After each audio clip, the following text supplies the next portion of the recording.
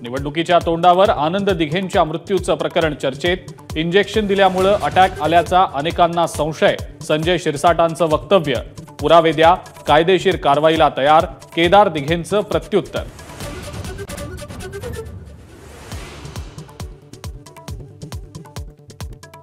लाडकी बहीणसाठी खर्च केल्यावर पगारालाही पैसे उरणार नाहीत अशी राज ठाकरेंची टीका।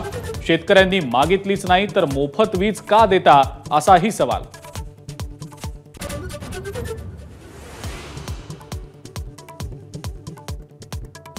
मुंबई विद्यापीठाच्या सिनेट निवडणुकीतल्या विजयाचा मातोश्रीवर जल्लोष। उद्धव आणि आदित्य ठाकरे जल्लोषात सहभागी।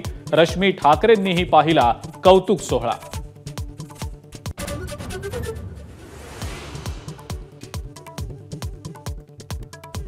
छत्रपती संभाजीनगर जिल्ह्यात उदयसिंग राजपूत, राजू शिंदे आणि दिनेश परदेशी यांना ठाकरे गटाकडून उमेदवारीची शक्यता।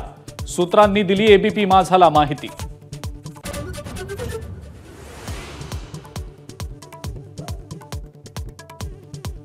कागलची लढाई निष्ठा विरुद्ध निष्ठेचे सौदागर। एबीपी माझाशी एक्सक्लुझिव्ह चर्चेत समरजित सिंग घाडगेंचा मुश्रीफांवर निशाणा।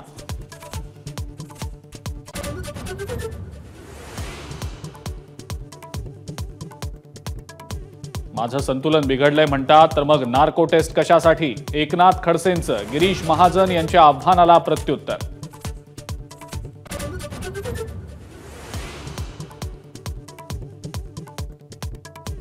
अक्षय शिंदेचे वकील अमित कटारनवरे यांनी केलं एन्काउंटरच्या घटनेचं रिक्रिएशन।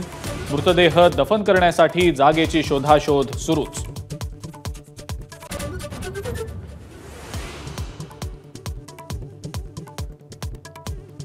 कवठे महांकाळमधल्या राष्ट्रवादीच्या मुस्लिम कार्यकर्त्याला मारहाणीचं प्रकरण पेटलं। विशाल पाटील आणि रोहित पाटलांची निषेध सभा। संजय काका पाटलांवर हल्लाबोल।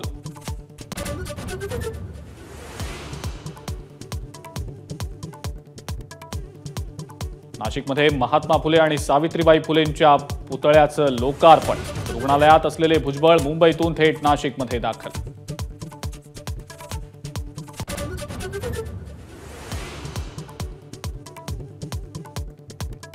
सोलापुरात रेशन दुकानांमधून प्लास्टिकच्या तांदळाचा पुरवठा। खासदार प्रणिती शिंदेंचा आरोप। पुरवठा अधिकाऱ्यांनी मात्र आरोप फेटाळले। तांदूळ गुणसंवर्धित असल्याचा दावा।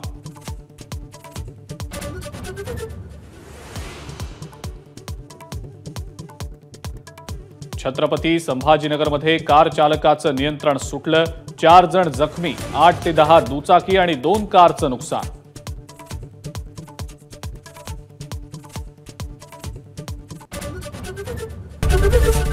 एबीपी माझा, उघडा डोळे बघा नीट।